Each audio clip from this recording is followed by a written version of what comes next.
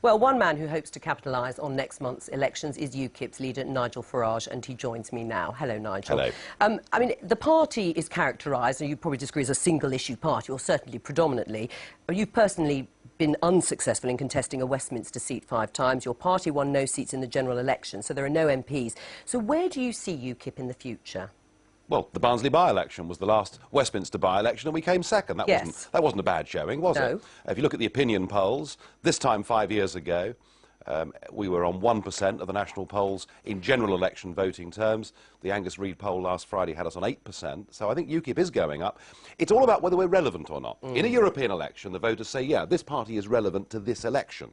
But they've been saying, well, for general elections or locals, it's not. Look, whether it's votes for prisoners, whether it's car insurance premiums for young girls, annuity rates for old men, again and again and again, we see bread and butter issues that affect people's lives, and the Westminster Parliament is now totally impotent over all these areas. So it's all well and good you calling Europe a single issue, but it's now 75% of our laws. Except, I mean, the Barnsley by-election, I accept, was an extremely successful result for you.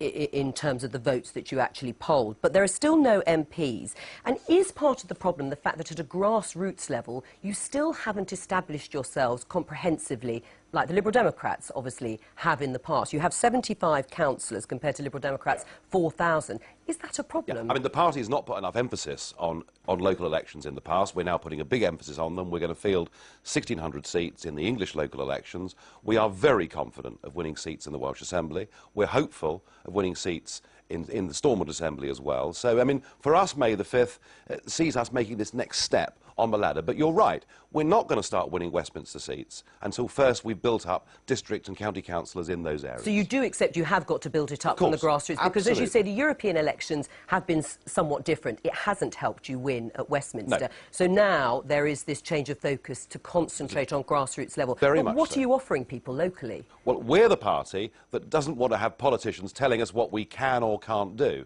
So our view, standing in a local election, is if the local publican wants to have a smoking room at the back, he or she should be allowed to do that. Our view is, if local people want to call a referendum on a major local issue, they should have the right to hold a referendum, and a binding referendum at that. You know, we believe in democracy, and we want to see a big devolution of powers from Westminster down to local councils. We would like to see local councils raising more of their own money, spending more of their own money, and making local elections matter. You could argue, though, that the coalition government has already done that. They've already stolen that thunder. They're offering localism, as they would say. They are promising, whether it actually happens, to pass power down. Well, they're not doing it. Fine, and you're going to challenge them on that. But do you think there is enough there to actually say to people in local areas, UKIP should be your local councillor, we can run your council? Well, I think there is, and I think we also will offer... There's no evidence of it. I mean, 75 councillors is really a drop in the ocean. I've made the point that our emphasis in the past has not been on doing local politics properly. But there are one or two areas now in Staffordshire and places like that where we have begun to win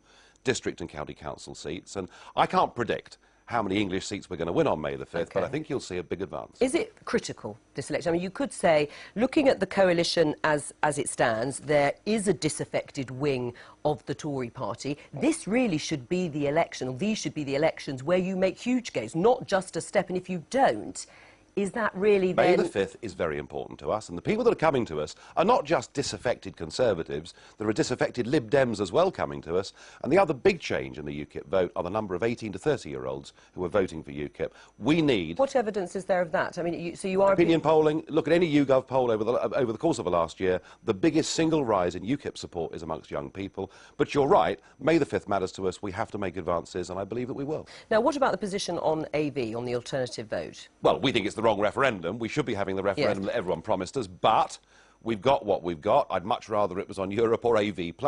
We're going to support the AV referendum on the basis that it is the first step towards proportional representation. Why weren't you on the platform there with Charles Kennedy? No, we're not grand enough to be with those people.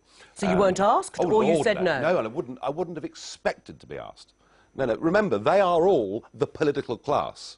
They're virtually identical to each other. We are not the political class. We're not welcome in their company, and that's fine by me. I mean, Dave Wooding, how do you see the prospects for UKIP? Well, You just raised the point yourself, Nigel.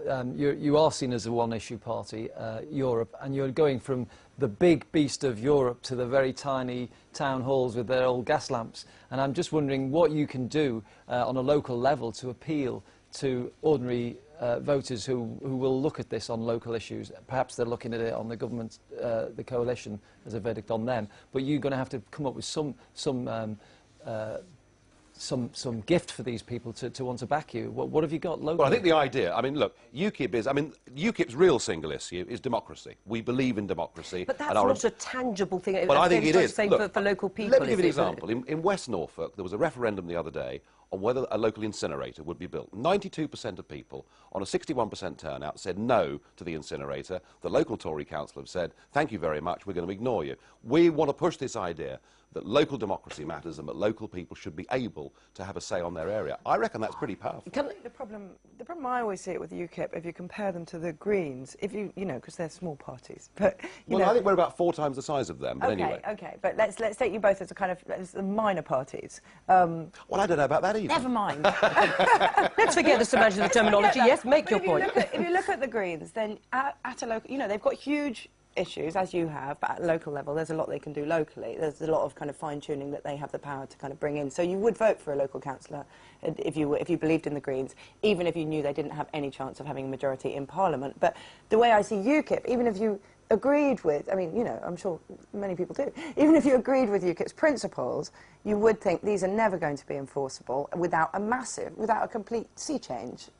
So there's no point voting at any level. Well, I think there is a sea change going on in politics. I think the public's disaffection with the political class is the greatest that it's ever been. And of the minor parties, as you choose to call them, it's interesting that parties like the Greens have stuck exactly at where they are in the polls, at 1 or 2%, and it's UKIP that's made that big move forward. So I think we're being seen to be far more relevant than ever before. I mean, on the alternative vote, I mean, some of the evidence shows that actually people have already started voting for smaller parties. There's no strong evidence to point to more people voting in large numbers for smaller parties under the alternative vote. Well, look, I mean, in the last 2 European elections, we've polled about 2.6 million votes. In the last general election, we polled just under 1 million votes. The commonest thing we hear as UKIP is, look, we'd love to vote for you, but if we vote for you, it's a wasted vote. Under AV, that disappears. They can vote with their conscience first, and then they can vote tactically with their second vote. So I think our number of first preferences would really quite surprise people. All right, Nigel Farage, thank you very much.